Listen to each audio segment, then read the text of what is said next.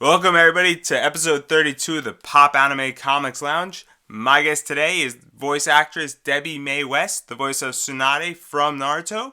But before we get into the interview, I'd like to remind everybody follow us on Twitter at PopAnimeComics, as well as on our website popanimecomics.com for articles relating to anime, comics, and pop culture. So without further ado, let's dive right into this interview. So you have been professionally voice acting since 1998. How did you discover voice acting? I think I actually started a little bit before that. I probably started like in 95 or 96. And I basically had a friend that did a lot of ADR work. And she took me to the school for the blind to read newspapers. And I really liked doing that. And I always liked doing stuff that's giving back. And she kind of deterred me from doing voiceovers back then because a lot of women weren't being hired other than perhaps cartoons, but commercially there was a lot more work for men. And then she basically changed her mind and called me one day and said, you know, the tides are changing and women are being hired and you kind of sound like Demi Moore, and why don't you give it a go? So I took a voiceover workshop with a casting director and they helped me get an agent, and I started auditioning like crazy. It was really busy back then. There was a lot going on and technology was really different. So you actually, as an actor, had to go to a casting director or to your agent. You couldn't do anything from your home. Most people didn't have home studios. And one of my very first jobs was playing Lucky on 101 Dalmatians cartoon series. And now, speaking about one of your first roles, how'd you go about finding your role? I had landed some commercials. I became the voice of Safeway. It took me about 7 months to actually book a job. And then I think maybe a year into it, I booked a really great gig that allowed me to quit my job as a waitress and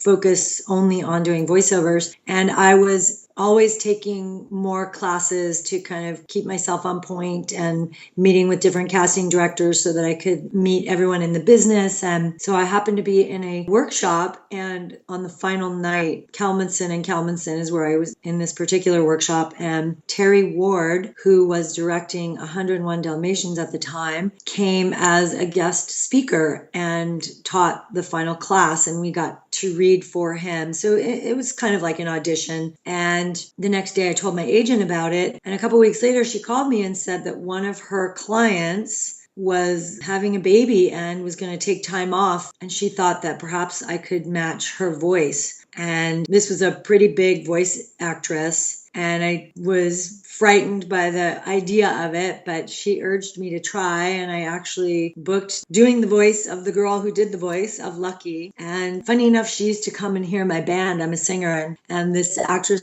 used to be a friend of mine, and I would always ask her how to get involved in voiceovers. And I understand now that I've been doing it for 20 years that when people ask you that, you don't really know what to say because there's really no plan. You don't just do this and then this and then this and then that happens. It's really chemistry and the flow of life. So she just kind of said, oh, it's really hard. There's not a lot of room. And lo and behold, I actually booked her voice playing Lucky. It was quite an astounding experience. And now after this role, you appeared in Metal Gear Solid as Meryl Silverberg. How did this role come about? Well, I just had an audition. I knew the casting director, Chris Zimmerman. I had read for her many times. My agents sent me to read for her many times, and she brought me in, and somebody liked my voice for Meryl. And obviously Meryl is a very recognizable character. You won an award for playing her. What was that like, playing such a recognizable character in video games? It's still amazing.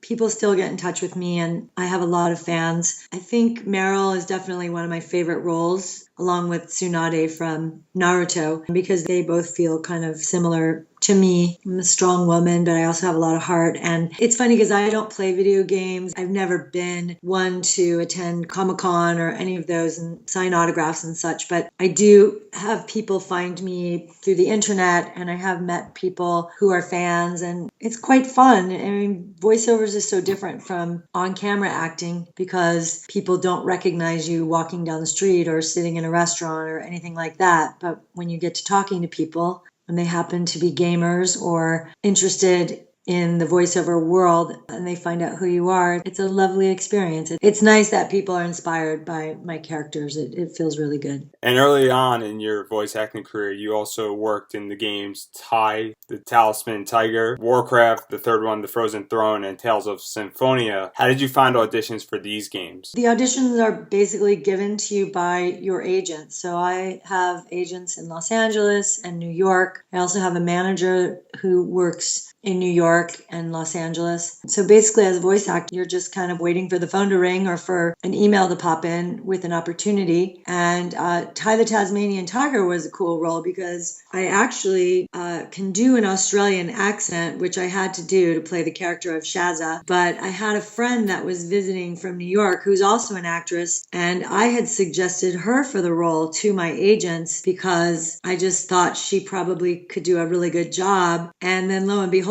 they hired me, and the producers flew from Australia to Los Angeles to record my voice. And I was quite surprised at the session because I'm certainly not Australian, and they certainly could have hired any number of Australian actresses, but for some reason they envisioned me or heard me as Shazza, so they took the opportunity to fly all the way across the world to record my voice for that role. And the guy who played Ty as well, he's a British actor. So that was fun. I think I did a couple of games with them. And now, also while voicing for video games, you worked on licensed products like Star Wars, Force Commander, the SpongeBob SquarePants movie, and Rainbow Six Lockdown. What was it like to work on a licensed video game? It's really the same. The action that you go through, the energy that it takes, you're basically doing the same thing. You're going into a studio and they are giving you usually an NDA to sign so that you're not disclosing any of the information. And they give you a script and you read it and then they create the game. So SpongeBob, I had a really small role. A lot of those games I don't even remember because they happen so quickly and you don't get to keep the script. So a lot of our work kind of goes in and then out unless you're an ongoing character such as Tsunade or Meryl, because I did get to play Meryl several times. Tsunade is a character I've played for 9 years, so I have an understanding of that show and the games that they've created and the movies that they've created. But the other ones, when you just play a small role, you spend a couple of hours on the job and then you're on to the next. I mean, I've recorded thousands and thousands of commercials and 50 games. I don't recall a lot of that work because, again, it's been 20 years and you don't really get to keep the script or anything like that. You don't even get to study the script. It's not like acting where you have to learn your lines and show up and perform a character. They basically give you the lines right before you start recording. And now you mentioned Tsunade, which is a perfect segue. How did you discover the show Naruto? I did not know about the show Naruto. Jamie Simone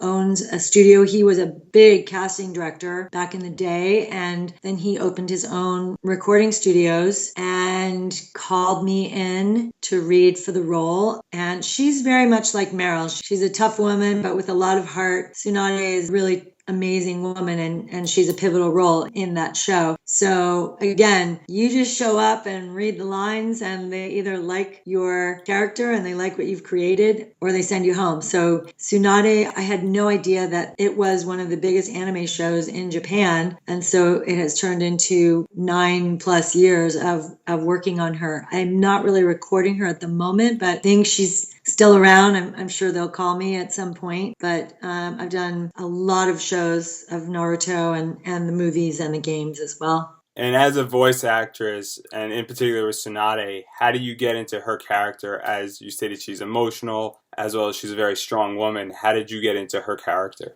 Well, Tsunade was fun because when I first started working on her, a lot of stuff was happening for her that was more emotional than most cartoon characters go through. She had lost her brother and she had lost her boyfriend, and she was about to become the 5th Hokage and have a lot of power. And so in several of the shows, I had to emote and, in fact, had to cry and weep and become very angry at times. She's also a drunk and a gambler, so I had to play her up. She's very dramatic, and being that it's Japanese anime, they love drama, so there was a lot of fun drama written into her character. The director basically has to get you there as an actor, and the director knows the entirety of what's going on in the show.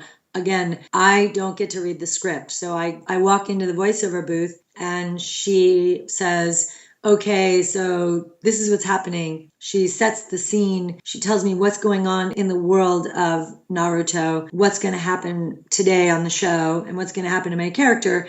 And then they basically take me to my lines, and they might show you the scene so you can watch the flaps, because we're voicing over the Japanese. And then you hear 3 beeps and they say go. And you have to basically match the flaps of the already drawn character, already animated character, and also find the emotion. So, once in a while when I had to cry, which was really unusual, and you don't really have to get so dramatic in cartoons, but I had to really cry. So I basically went into my heart and into my memory bank, and I don't know, probably thought of an ex-boyfriend or something that made me sad, and I really did cry, and I really did get very emotional. It was quite fun, actually. And now Tsunade has banter with the character Jiraiya. How did you go about creating that banter with emotions, as well as preparing for it individually with other voice actors? I have never worked with David Lodge, who plays Jiraiya, and I happened to know him as a voice actor. We were at the same agency for quite a long time. So I knew him, and so when I would hear his voice, it would kind of warm my heart, because I really like him as a person. And again, it's really a matter of having a good director who can really explain what's going on in the scene, because you don't get to work with the actor. In anime especially, because you're matching flaps, there's no way that 2 characters can be acting at the same time. So I don't even get to hear what he has done to work off of him. So the director has to create the mood, has to create the temperament and the description of what's going on with the 2 characters, and then you basically go off of that. Now, there are times when taking a scene several times over and over because I wasn't where she wanted me to be, and again, if you have a good director, then they can get you into an emotional place and help you understand what's going on, because it really is the world of make-believe. And now also on Naruto as Tsunade, you have worked on many movies. How do the movies differ from working on the anime show? Well, you make more money.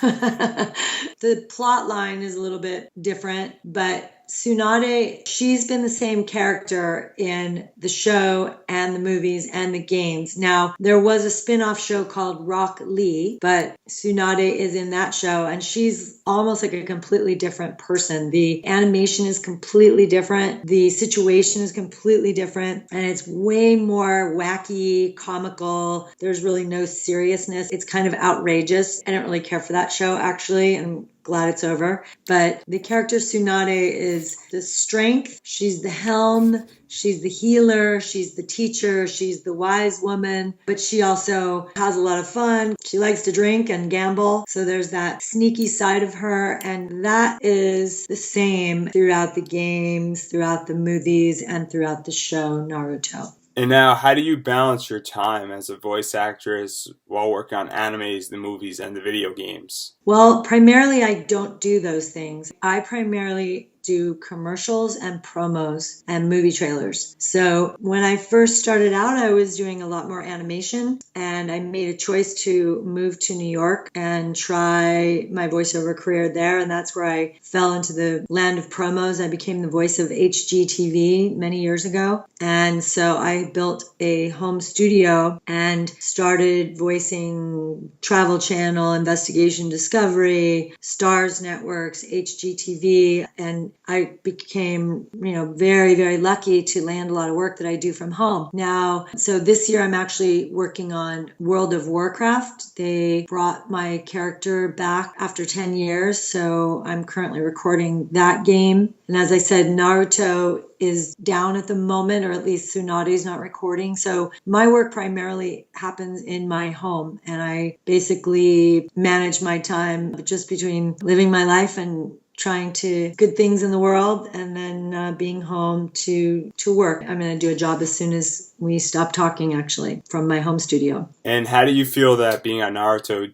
changed your convention appearances? I've never appeared at a convention ever. A couple have asked me. I was supposed to do one next summer. They didn't really give me a great deal. And I think that I probably should surprise some fans and show up at one at some point, but I've never been to a convention. Now, being that you have voiced in radio, commercials, anime, video games, cartoons, what advice do you have for people who want to get into any of those industries as a voice actor? I would say, first and foremost, you have to be an incredible actor. I still, at times, I'm in such awe, especially in animation. The actors who are really prevalent in that world, they're amazing actors. The Grey Delisles, the Tara Strongs, the plethora of men, the characters on The Simpsons, Pamela Siegel, they're all incredible actors who got lucky enough to land careers in voiceover. And so I always, when people ask me how to get into voiceover, or someone says, oh, people say I have a great voice, I really try to steer them towards a great acting class. Now, the technology has really leveled the playing field. There are people doing voiceovers who are undercutting. They're doing them for next to nothing out of their home studios, and they're not very good. There's still a real core group of people who are the foremost, the top people in the voiceover world. But I'm not saying it's